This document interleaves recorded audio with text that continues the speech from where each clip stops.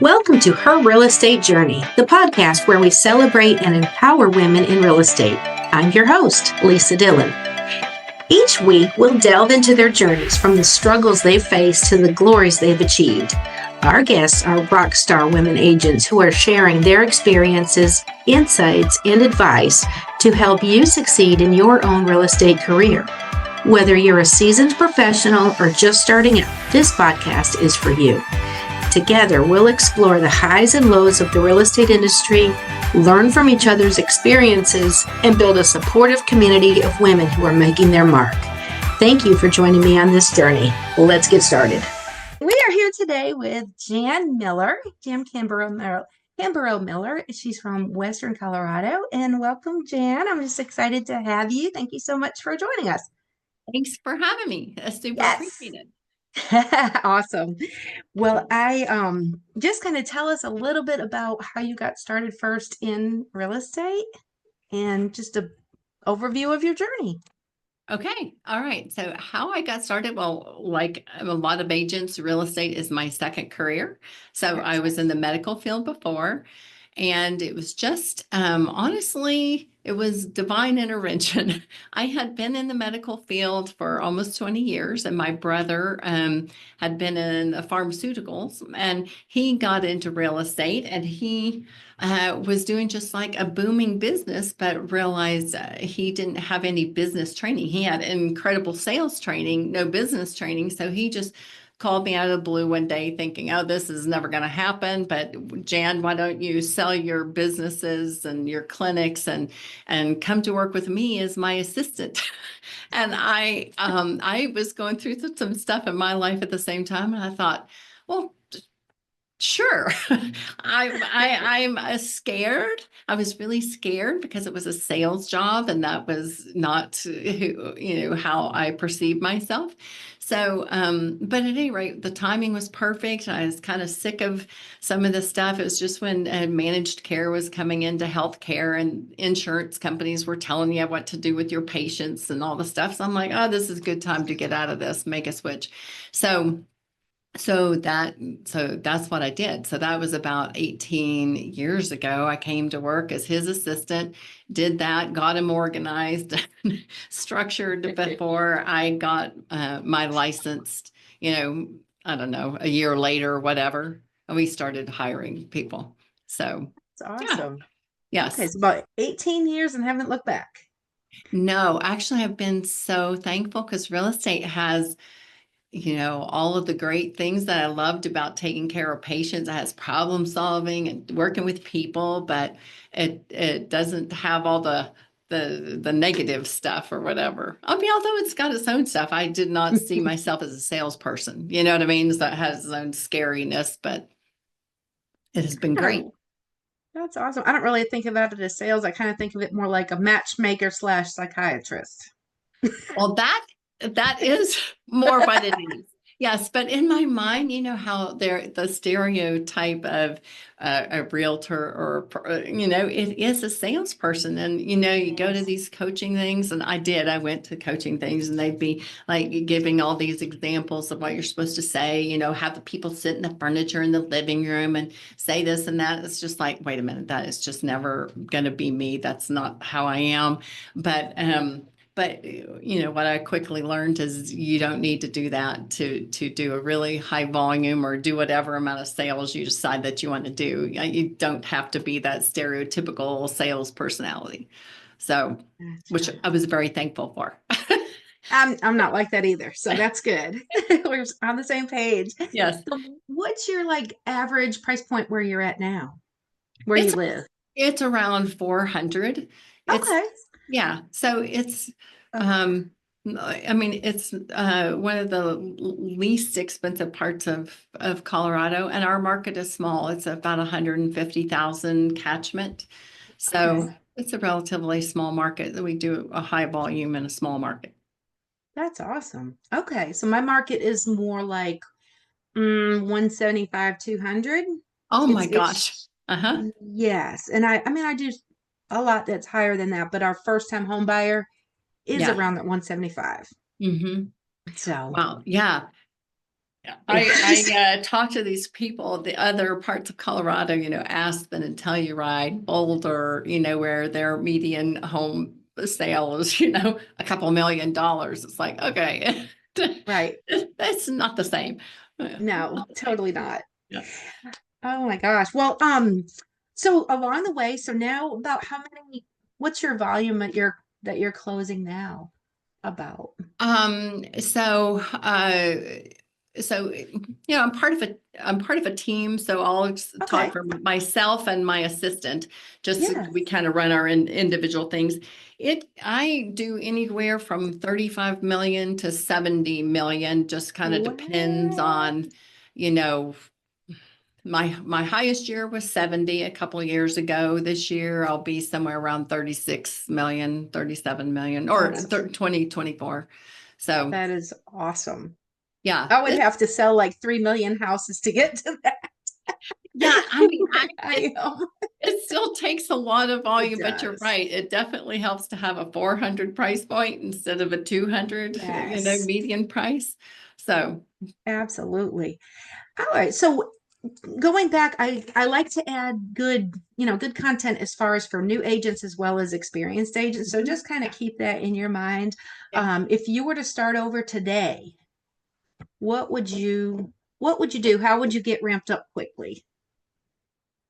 Oh, that's a good question because it is so different today than anything it has been like before in my 18 or 20 years. You know, I think a lot of it I would do the same. I really feel like the key to it, especially right now, I feel like people are kind of going back to where the authenticity is an important component, and seeing people face to face and being real, not so polished and perfect. And so I think I would just spend a lot of time face to face with people. I'm sure I would still do a lot of the things like reverse prospecting neighborhoods and farming neighborhoods and those kinds of things. But even when I first started and my brother started, it was just everybody you ran across. It's like, do you know anybody who's buying or selling a home that you can recommend to me? It's a lot. I think I would still do a lot of that, word of mouth stuff. But I think getting ramped up quickly is hard. I think agents do come into it thinking, oh, I'm going to just make a ton of money and it's going to be super flexible hours and it's going to be how easy is this showing a bunch of houses, how much fun's that going to be? And then they get into it and they really realize it's a lot of work. Your hours are, you know, unless you really set out to do things differently, you can quickly become a slave to everybody who wants to buy or sell anything. So I don't, I think getting ramped up quickly is probably a little harder right now in the market. I'd say so. A lot more social media now than back then. Yes. Oh Um, my gosh. Yeah. it's Yeah. And, it's I do think that I'm thankful that I'm in a small market. I'm, 150,000 is pretty small, so you can kind of saturate the market more easily with marketing things and with your mhm. presence when you're in a small market like I am. So I think I have that little advantage. But I mean, I think it's just getting out there and being genuine and being on other people's agenda, not your own. I think people run when they can smell it if you need a sale and they turn tail and run the other way. So I think it's really focusing on what people need and they will sense that and gravitate towards you instead of being repelled by you. Right. Serving and helping, and Yeah. the money will Yeah. come. And Yeah. it's not right away. I think I made like No. $11,000 my first 6 months, and um, the sky's the limit. And I've Yeah. got 14,000 people in my town. Yeah. So yeah, that is really so I mean that So is small. yeah, I mean, you can 150 is really big. Uh-huh. you can build it in any market. It doesn't matter Yes. where you are. So I mean, that's Yeah. proof. Like you're like a mid-sized market. I'm in a Yeah. small market. We're both, Yeah. super successful. So Yeah. It's a kind of a double-edged sword because it is one of those right. things in that market you can get you can you can be notable and people can know who you are, and you can saturate the market with your stuff if you're just intentional about it. So That's right, for sure. Um, okay, so I know that you do some coaching, yes, expectation selling, and all of yes, your everything will be in the show notes, but at expectation selling is your social media everywhere. yes. So tell me a little bit about that and what you do and why everybody needs it. Well, what that is, it's kind of a crazy thing. What it is an online coaching and actual implementation strategy for basically being very intentional about your business and setting expectations so that your systems and your business are more efficient and that you can actually have a balanced lifestyle, which is what a lot of people give up when they get into real estate. Um, so it's it is just teaching people how to be more efficient by setting expectations with clients early on in the relationship, and very specific types of communication that'll help, like buyer searches. If somebody tells me, oh, I've worked so hard for these people, I've shown them 20 or 30 houses, I think we're about to, it's like, oh my gosh, that that should never happen. You know what I mean? Something went wrong if you're showing that many houses. And so there's a lot of tricks and tips for how people, how agents can be more efficient with setting expectations and setting boundaries. So you end up with happy clients, but you still have a very balanced life between your work and your home. Gotcha. Okay, so what, give us a sneak preview. What's a few tips and tricks that you've got as far as your systems? Because that's, I honestly, I struggle there. I really Okay. do. Systems is really the foundation of everything that we do. Expectation selling, that's all it is. So there is a lot of training about it, which I'll share like an example of a tip. Yeah, sure. But then we also have a part that if people want to just go ahead and implement everything, we have an add-on to it that that gives you everything you need to do to implement all the systems that we teach people in the online course. But sometimes it's just as simple as things like setting appointments. Let's say a lot of agents, you know, especially if it's a listing right now on the market, it's like, oh, great. Tell me when you can meet.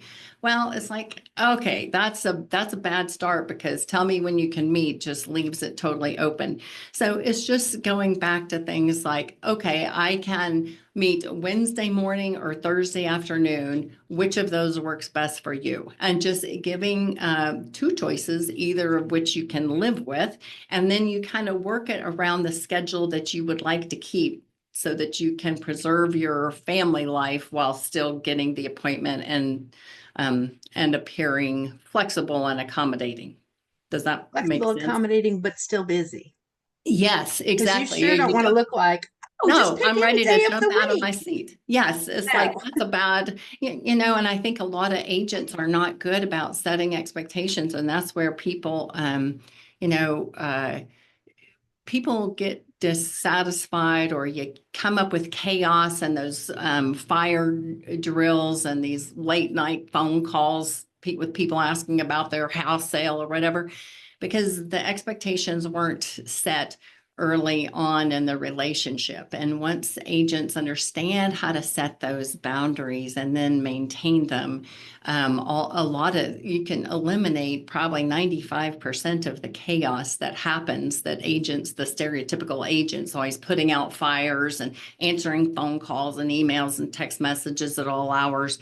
It's a lot about just getting control, setting the expectations so that you have control of your life and the schedule, and your clients are happy and thrilled, and their expectation, that's what I was going to say, is like people get disgruntled and the chaos happens when somebody is expecting something. Usually you don't know about it. They're expecting something that then doesn't come to fruition. And so what you're really trying to do with expectation selling is align their experience with the expectations by setting the expectations early. That's awesome. Okay. Yeah, because it will run your life if you don't let it. Like, Yes. if you allow it to.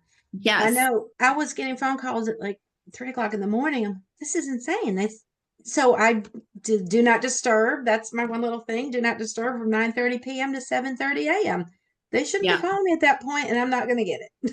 Well, So and that's the thing. I think I really believe that agents are sometimes our own worst enemy, and that a lot of us, like myself, I'm kind of a helper person. I want to be there for people. I want to give them the best customer service, but that's also that slippery slope of pretty soon you're doing everything everybody else wants and nothing that's really important to you. And that's the hamster wheel thing that you just have to get out of. So that's what expectation selling is just a lot of tips and tricks for how to be more efficient and set all the expectations so that you're not on that hamster wheel.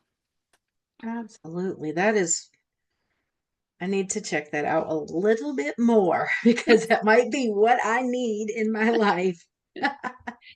So yeah, I know you had written about agents being our own worst enemies. Like, Yeah. what are some daily things that you could put into place that would just be quick that might Yes. on a That daily basis? Yeah. So here's a communication thing that I have done that is pretty simple. Mhm. So I'm sure every agent has had the same experience of people who you have clients who call you, you don't answer, you can't pick up, whatever. They hang up, they call you again, they call you again, they call you again, just waiting. And finally you're like, okay, they must need me. I'm going to pick up. Well, that's an example of where agents are our own worst enemy. So one of the things that I do ahead of time that serves me every day, I'm thankful that I've done this, is I tell clients, anybody I'm dealing with new, it's like, here, you know what, if you need me, you can call me or text me, but if you call me, leave me a message, because if you don't, I'm not going to look through all my messages every day, because I'm not going to look through all my missed calls and call people back every day. So if you need something, you leave me a message. So, and then I'll call you back as soon as I can. So then what happens, Yeah. even when agents tell people that, is what happens is when those clients call, hang up, call, hang up, call, hang up, waiting for you to pick up. When you finally pick up, you've just messed yourself over because you have done what you've rewarded them for doing that behavior. So when Mm. I see people call me, hang up, call me, it's like, no, even if I can answer, I can't answer now because I am going to reward that behavior. So if they don't leave a message, I don't call them back either. And then the next time they're like, hey, I called you. I'm like, oh, so did you leave me a message? Because I didn't get one. I don't check them. And then they're like, no, I Right. didn't leave a message. So it's like those kinds of little things of That's like, awesome. That's so of simple. those so simple. And Yes. now it's like, I don't care if they call me 50 times. If the arrangement was that Right. they leave a message and they didn't leave a message, next time I promise you, they're going to leave me a message and then I can call them back. So Right. there's, there's stuff like that. We do all kinds of little, I don't know, agents. I mean, I know you probably get it too. It's like people get their title work, for example, and it's like, what in the heck is this? They're calling me up. Hey, I don't understand what it is I'm reading. Help me understand this. It's like we get rid of all of those kind of calls with just some simple video emails that are automated to go out before certain points in the contract. So if it's Mm. about inspection, let's say their inspection's coming up. Okay, we have an automated video, and that's part of what's in the automation program is the script for that. Here's what's happening. This is what the inspection's about. So Right. then they're not calling me you know, they're not calling me asking me about their title work. They're not calling me asking me all the details about how do they set up their inspection. I don't get any of those phone calls. So Oh my it's just gosh. minimizing a lot of the repeated communication that people do every single time. That is the first time I've ever heard anybody say that about automating doing video emails for Oh those my gosh, steps.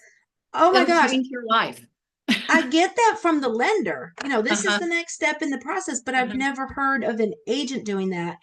And that's awesome. Like I really, really that makes so much sense. And it's so Oh, simple. You just never thought about it. no, and you just hit the button, you hit the button to send it, along with your contract deadlines. Right. So a few days before title work, they This get is their what they video. do. That's like a minute and a half. It's not Right. 5 minutes, it's a minute and a half. Or And they'll so, call you and they don't understand, how much money am I bringing to closing? I don't yes, know. That's a question yes, for your lender. this you're going to be getting your closing disclosure. This is what it's for. Yes. Here you sign. So once you do that, you Mm-hmm. never have to do it again. It just gets automated. And so just Well, I imagine how many love phone calls just that one little thing saves, because we do the same right. things over and over. So that's really how Exactly. expectation selling is structured. It's like we've thought through, okay, what are the things we all know what chaos is happening, maybe Mm-hmm. different layers, but we know what the chaos is going to be. What are Right. all of those things that we can anticipate and then prevent from happening and Mm-hmm. kind of intervene ahead of time so we don't take 40 calls saying wait a minute, all the millions of questions you answer every single time. Yeah. We don't have them anymore. I Why mean, is my home inspection 40 pages long? Is that bad? No, that's that's right. normal. That's yes, yes. All of those kind. We have, Right. for example, a vendor list. So if people are like, "Oh, we want to remodel the Yes. bathroom," and they're calling and saying, "Hey, who's your favorite plumber?" Well, I don't get those calls either because when we start people, we give them an Yeah. online vendor list. That's Mm. like, here's the vendor list. Just go Just go. to peoplewetrust.net, and that has all the vendors on there. You can call any of them and tell them the Kimbrough team sent you or whatever. Right. So just a lot of stuff like that, I mean, how many times have you had somebody call you saying, who's a good remodeler? Who's a good landscaper? Who's a good plumber? Constant. Constant. Yes. Who can So cut the grass? Yeah. They call you about everything. Um, okay. So as far as like work life balance, yes. I know you have I mean, he said doing a boatload, I say buttload of real estate. How do you work that? Well, Well, first of all, have you worked this with little kids? Do you have well, where that's so funny. No, not with my own little kids. okay. Yeah, not with my own little kids. My grandkids live here, and I have them every Friday nights. We're very involved with our grandkids, but Oh, that's actually part of the benefit. It's still the same. It's still the same. It's like I still have band things, and I mean, it's not entirely the same as being the mom. You know what I mean? right. In terms of I'm not making lunches every morning, but the expectation selling part of the whole purpose of that is to free up time for all of those people, whether it's grandkids or kids or vacationing or whatever it is, that it frees up time for you to have time and energy for the things that are most important to you, not just answering the 40th phone call about who's your favorite plumber. Gotcha. Okay, so I'm actually getting ready to go on a 2-week vacation, Hmm. leaving Saturday. That's So good for you. yes, and everybody knows that you get so much work right before everybody wants to see properties and this and that.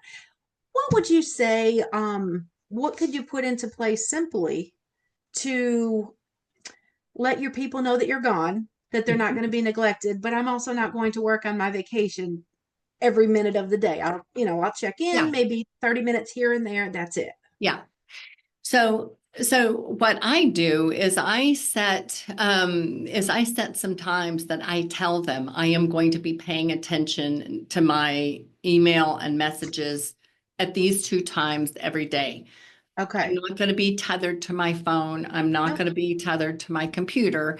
And usually, when they know that, and I tell them, hey, I'm going on vacation, but I'm going to take care of you. Don't worry about it. I'm going to be paying Mhm. attention and doing my stuff at this time and this time, twice a day. That's when I'm going to. So if you need something, let me know. Otherwise, you can contact my assistant or whatever.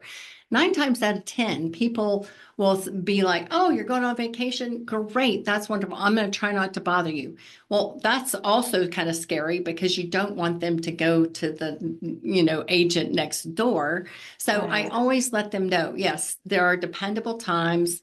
I'll be looking, at 8 o'clock in the morning this time and 5 o'clock every afternoon. So if you have something that's really important, let me know. I'll take care of you then. And then they're fine. They're fine. Yeah. Yeah. Okay. Yeah, that's good because I need to send that out in a text pretty soon because Yeah. it's coming Well, up. I And think just them knowing specific times, because yes, when you just say, hey, I'm going to be checking it a couple times a day, it keeps them looking for has when she she was, responded to me yet? Has she gotten back to me yet? Well, no, but if I tell them, oh, I'm going to be looking between 8 and 9 in the morning and again between 5 and 6, mm-hmm, that's all they need to know. And they're happy with that. It's right. like they know it's going to be during those two time frames I'm going to be getting with them if they tell me something's important. Perfect. Yeah. Okay. Yes, I'm going to be on a cruise, so it's not like Oh, with oh, yeah. excursions and all that kind of stuff. So it's like, what do Yes. you do? I've got 8 destinations. So, Well, that's one of those examples of a lot of agents, they try not to tell people, or they don't, you know what I mean? They don't want to give the impression they're not going to be available. But it's actually a paradoxical thing, because if you just tell them, hey, I'm spending time with my husband and my family, and this is what I'm doing, 9 times out of 10, they are like, oh my gosh, that's so great. I bet you hardly ever get any right, time off. That's a wonderful thing. Whereas if you don't tell them, but you're slow to respond, hmm, that's when they're like, oh, where's my realtor? Why isn't she being right, more responsive?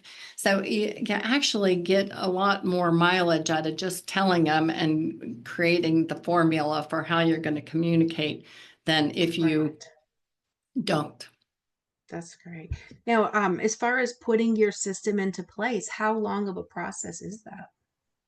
Your You know, class and your, a lot of the stuff is really immediate. Like, in mm, fact, actually, when we're done with this, I say we because I have two partners in expectation selling. And what we did to kind of give people a taste of kind of what we're about is we figured out what we feel like are like the three biggest time sucks for agents, mm, basically, and solved those for them. So your listeners can go to expectationselling.com/discount, and it's like, I don't know, $30 or something, and it solves three big time sucks for people, and will give them a good taste of what are the how easy these things are to implement, but you've just never thought about them before.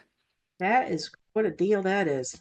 Because Yeah, there's so much stuff you seriously. spend thousands of dollars on in real estate, $30. That's great. Well, yeah, and our goal is really, I mean, I don't know, done a lot of coaching. It seems like a lot of the coaching is more leads, more leads, more leads, more this and that. And it's like, we're kind of like, okay, no, we're going to take and do super well with what we have. We've never purchased Hmm. leads or any other kind of thing like that. But how do we be most efficient with what we've got so that we can scale Right. it up? Like, one of our partners, he just wants to work 20 hours a week. He's got a wife and a daughter. He's like, I just want to make a good living. I can take care of them and then spend a lot of time with my family. So the system works great for him, that Hmm. just wants to work 20 hours a week and has a different financial goal than me or my brother, who's the other partner in it. So you can kind of use all these principles to implement pretty quickly and scale your business up, or however, what, based on whatever is important to you. Gotcha. That's awesome. I love that it's flexible. Um, Okay, now as far as getting buyers to the closing table quickly, Mhm. give us some tips and tricks on that. I mean, normal for us is 6 weeks. Is that the same for you for the most Ours part? are usually like 30 days. Nice. Yeah, we can Okay. usually get them closed in 30 days. Okay. Um, but I think the whole thing with me, it all goes back again to efficiency and Yes. spending time up front. So, like with buyers, particularly, I don't know if you've ever had this happen, but a lot of times, you'll be 15 or 20 showings into it and realize, man, this husband and wife, they're really not even on the same page. I'm Hmm. never going to find them something that suits both of them. And in the meantime, you've spent all this time with them.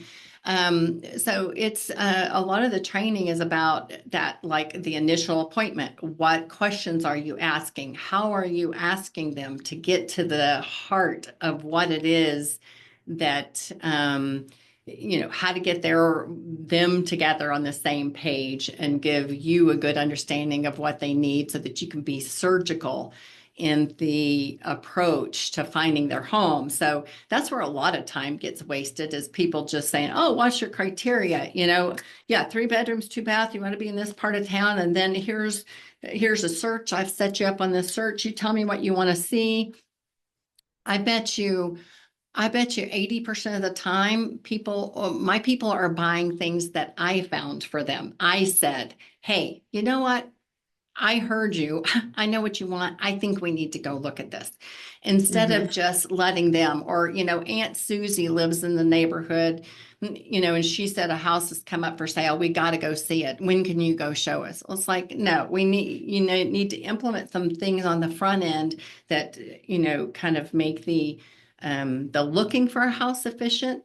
And Hmm. then at each one of these stages, like inspection, for example, where things will fall apart, part of it is because the communication from the agent is, well, let's get the inspection done and see what all's wrong here or what all we've got to deal with.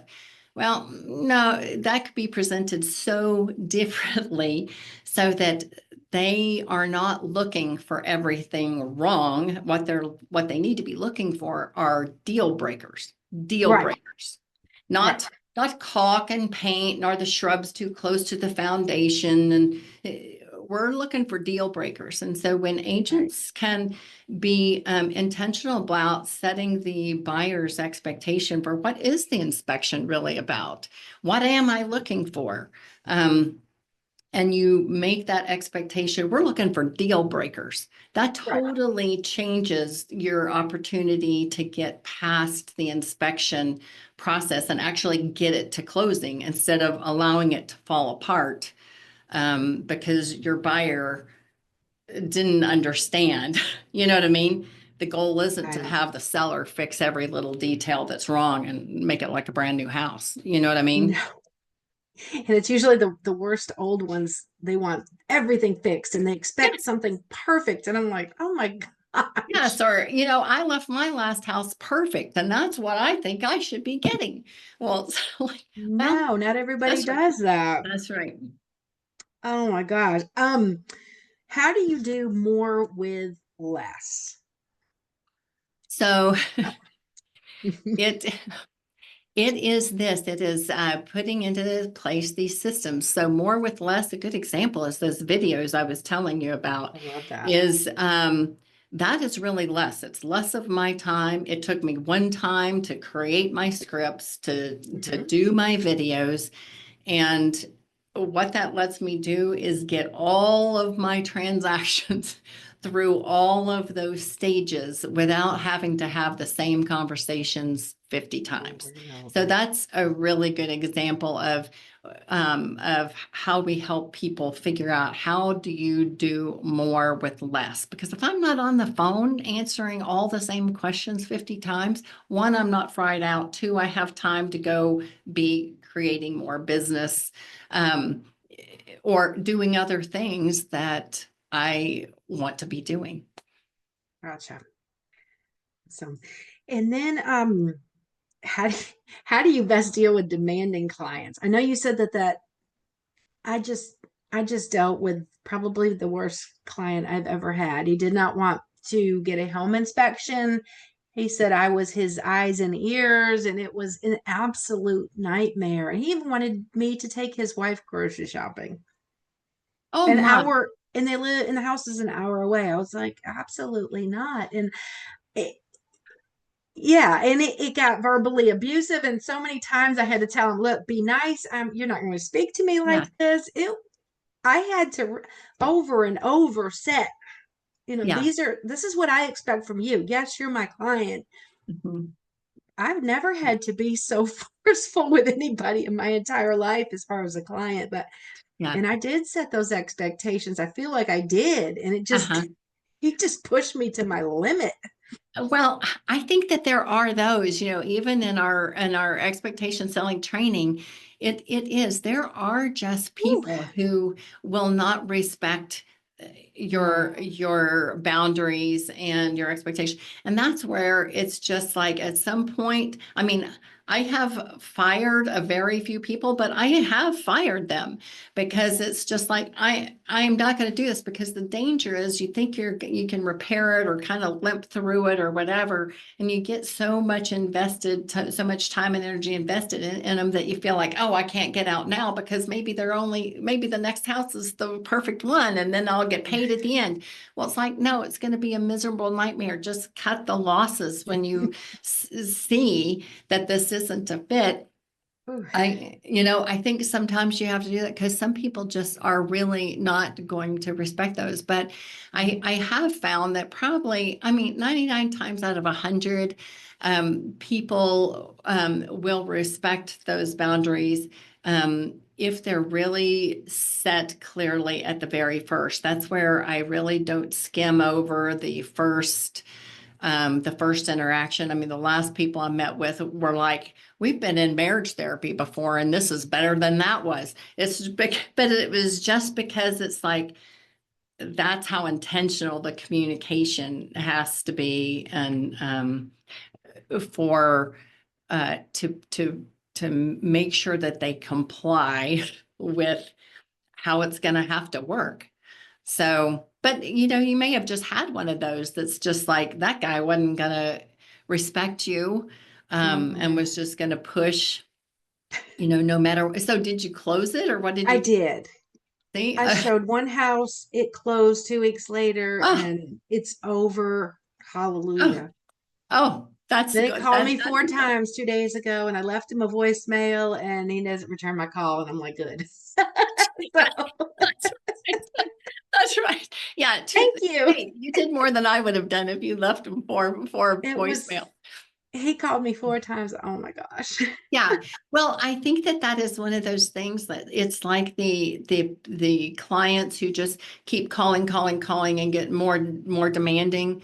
Yes. Um, it's like if you ever set the expectation and then the agent doesn't perform according to what they said was going to happen, it Mhm. just undermines everything. It's like parenting. You know what I mean? It's like if you say no, no, no, and the kid keeps begging, begging, begging, and finally you give in, oh, they'll just Right. beg longer next time. I mean, you've just reinforced them to do what you did not want them to do.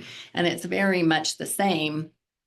I mean, I feel like it's like, no, we have a social contract. We sat down and we talked about how it's going to work. And if they don't leave me a message and they don't text me, I'm not calling them back. Right. So sorry. That's Right. not what we agreed to. That's the But way it they went. don't leave me. And I don't, it's typically very effective. People don't leave me. You know what I I mean? would I would say that that establishes much more level of respect right from the get-go. Yeah. And Yeah. they value your time more. Yeah, and they realize that you're also going to value theirs. So if Right. I'm not going to be calling them at 8 o'clock on Friday night to give them some routine update on their home feedback either. You know what I Right. mean? Because I mean that would be time that is, you know, family time or Yeah, date night or family whatever. night. That's right. Yeah. I'm going to respect them, Mhm. and I would expect them to respect me as well. And you just make it clear up front. The problem a lot of agents get into is they're conflict avoidant, and they try to not. They think that setting the expectations are going to be conflictual, and they really don't have to be at all. It's a very collaborative process if you do it a certain way. But then they wait. And then when the person has called them 3 Friday nights in a row, the agent is so fed up with them. They're sick of them. It's like, why are these people just disrespecting me? Well, they're disrespecting you because you never set any boundary whatsoever. Right. Do you know what I mean? If they Like, know, hey, this is date night, then right. That's right. Then they would respect you. But then it's too late. Then it's too late to go back and say, hey, Friday nights are my date nights, because they're going to be like, oh, wait a minute. I've called, you know what I mean? It's like very awkward then. You know what I mean? Right. It's And they're like, awkward well, I felt bad. Why didn't you just tell me that you that's right. interrupted Yes. your date night 4 times? Yes, that's right. It makes it very, more difficult when they don't do it and they just wait and try to deal with it if it comes up. That's a hard way to do it. Makes perfect sense. Yeah. Look, we are just about at the end of our time. Holy smokes, that time flew by. Already. I know you have been absolutely wonderful, and I cannot wait to get on your website and check out these free biggest time suck things, because systems are where I struggle. I'm getting better. Yes. And but it's a challenge. It's a challenge. The automation piece is something that it's all made for you. You just have to take it and run. I can do that. Yeah, I can absolutely. I'm sure do you that. Can. Yes. You don't have to reinvent the wheel. I can follow steps and do it. It's when I have to come up with my own stuff, I just don't even know where to start. So time consuming, and exactly. Yeah. Well, thank you for having me. Yeah. Yes, I've got one more question that I ask everybody. Sure. And what was your one heartfelt deal? Doesn't have to be big. It can be your littlest one ever. Just something that you really felt good, and you changed somebody's life. It probably made you cry, something like that. If you would just be willing to share. Well, what happens is when you do a high volume and stuff, sometimes people perceive you as being, you're so busy and so whatever, you're well known or whatever, you're not going to want to take care of me or whatever. I had a client that had come back to me again and again. He just hardly had any money, but he saved his money up and he would buy a trailer at a time. And it was just his way of kind of climbing out of his historical background of having grown up in a really poor family. Some of the stuff that I helped him buy, it had holes in the floor and it was hard to get lending on. But I think it would be that client just because I felt like sticking with him and helping him kind of make an entire life shift was just so rewarding. You know what I mean? So just that, I think it is just that, just kind of meeting everybody where they are, no matter what price point they're at or taking people and really kind of helping shift their life. That's what it's about to me. And that was one of those guys, just scrape together as a little bit of down payment and then, go buy a trailer to rent or whatever. That's the best. You changed his world. Yeah. Really, it did feel like I was helping him realize his dreams and what his family didn't have ever, so it was very rewarding. Mine was a $52,000 sale. Soldier in Saudi Arabia, and nobody in his family had ever owned a home. And it's just wonderful. I love them. And it's never the biggest ones. It's usually the small ones. No, it makes it all worth it. Yeah, it really does. It really does. I agree. Oh my gosh. Well, Jan, I got to sign off. I've actually got to go show some property before it gets dark today. Have a great vacation.